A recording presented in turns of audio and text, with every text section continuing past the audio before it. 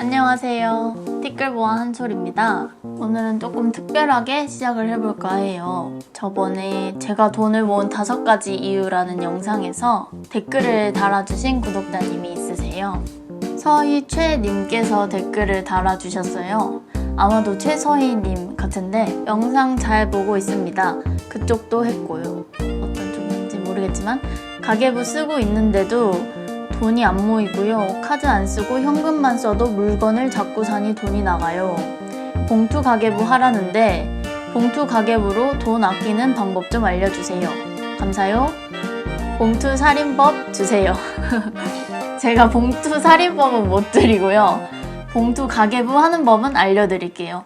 일단 봉투 가계부가 뭔지 알려드리고 마지막에는 제가 드리고 싶은 말씀도 같이 드려볼게요. 봉투 가계부가 뭐냐면 혹시 돈 달력 아시나요? 캘린더처럼 해놓고 그 안에 10,000원, 20,000원씩 넣어놓고 하루에 내가 쓸 수 있는 양을 현금으로만 결제하는 대신에 정해져 있는 거죠, 양이. 그래서 카드를 내밀고 쓰는 것보다는 훨씬 더 절약이 되는 방법이거든요. 그거랑 아주 살짝 비슷하다고 보시면 됩니다. 봉투를 항목별로 준비합니다. 뭐 집세, 관리비, 식료품비 뭐 등등 이런 항목별로 봉투를 준비해서 그 봉투 안에 이번 달이나 이번 주에 쓸 돈을 넣어요. 그런 다음에 이 돈을 쓸 때마다 내가 과자가 먹고 싶어서 식료품비에서 1,000원을 꺼냈다.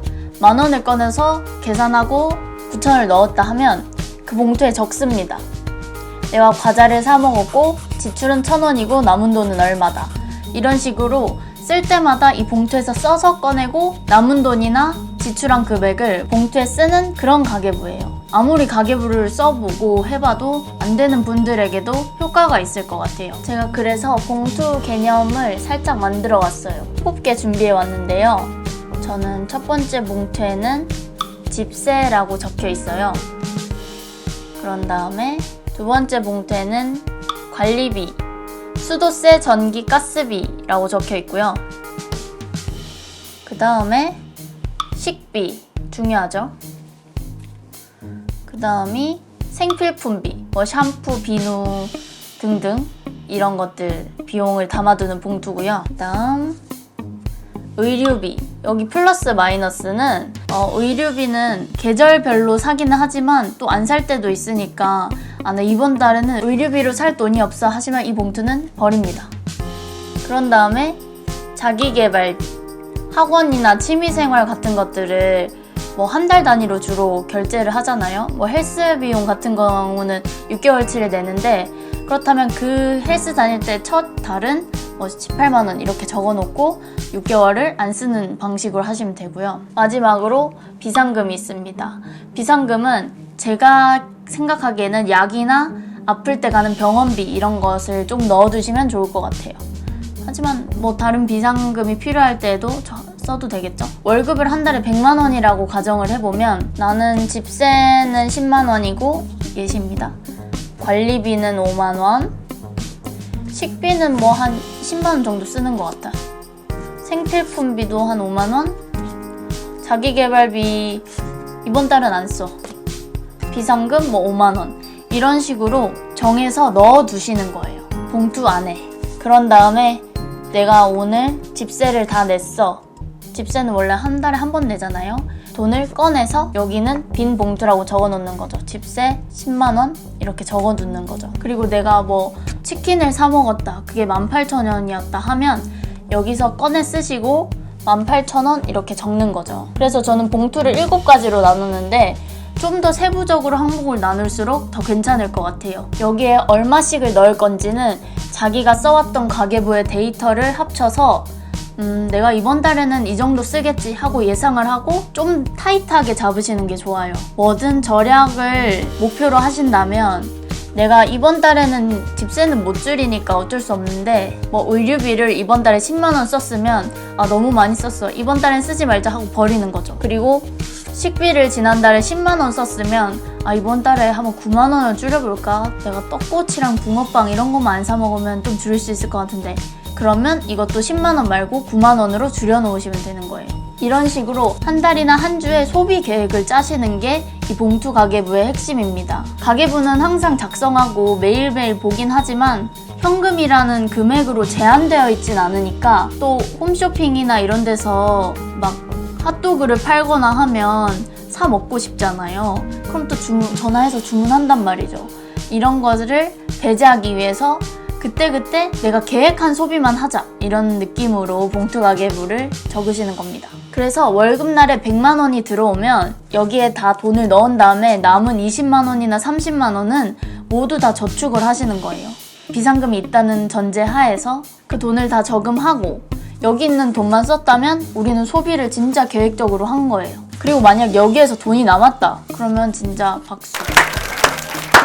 최고인 거죠.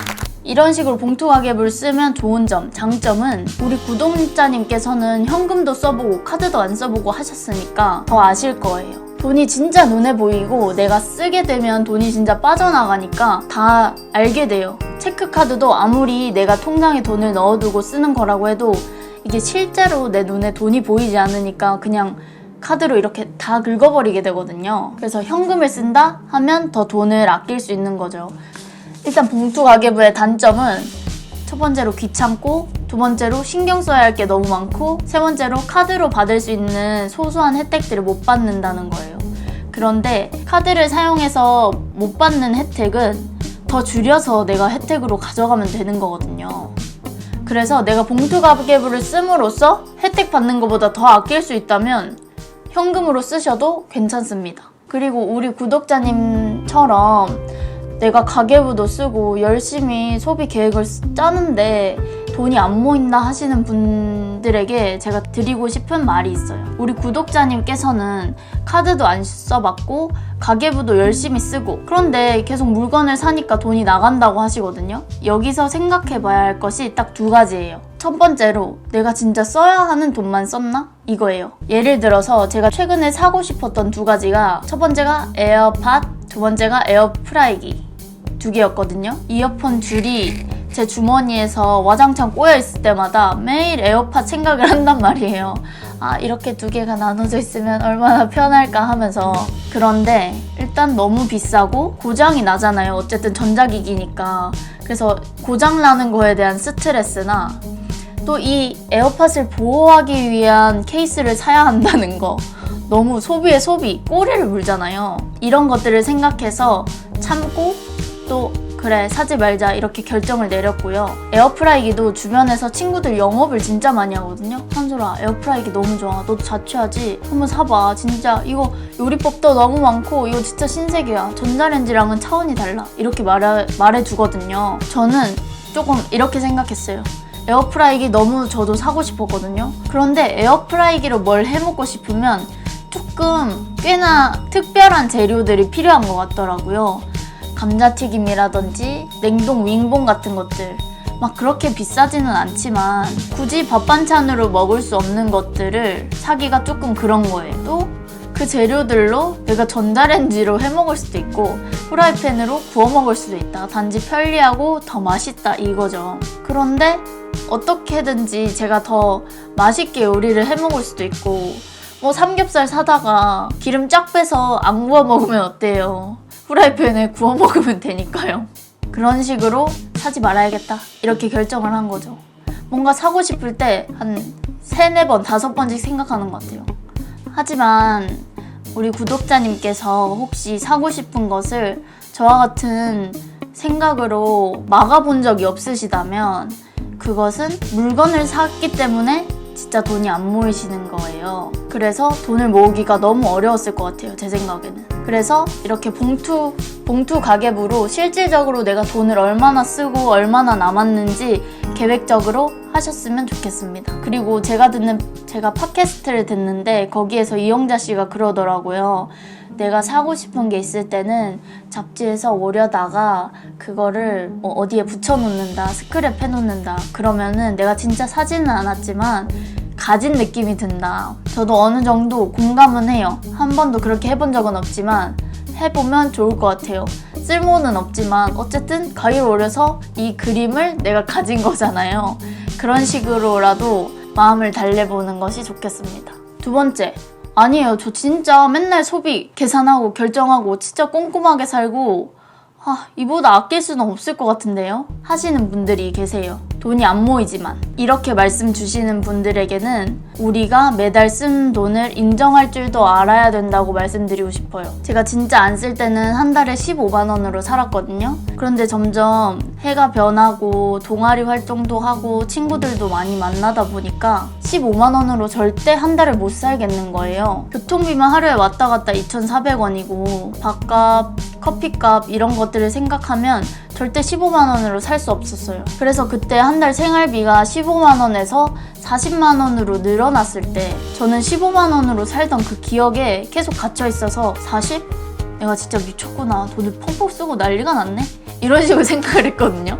제 스스로 가계부를 보면서. 그런데 가계부를 보면 다 쓸만한 것들. 이때 회의하느라 카페는 무조건 갔어야 됐고 스터디룸 꼭 갔어야 됐고 내가 가지고 싶어서 충동 구매한 물건이 아무것도 없었는데도 40만 원이 나온 거예요. 그러면 그 돈은 제가 생각하기에 인정할 줄을 알아야 됐던 것 같아요. 어쨌든 제 미래를 위해서 제가 소비를 한 거고 선택한 거고 그때 저는 진짜로 행복했고 제 행복을 채워주고 전혀 아깝지가 않았거든요. 제가 설령 40을 쓰고 돈을 저축하지 못한다 하더라도 저는 그걸 받아들이고 알바를 더 하는 궁리를 했었으면 더 좋았을 것 같아요. 미처 그러지 못하고 계속 소가리를 했거든요.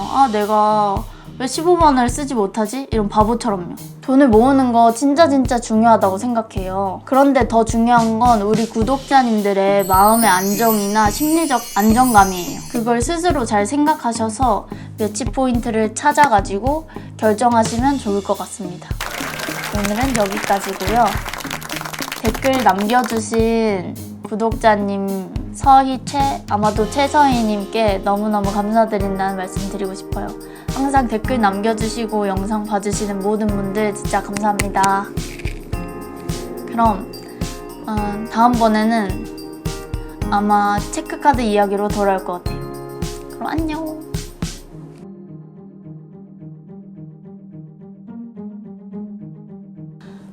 힘들었다.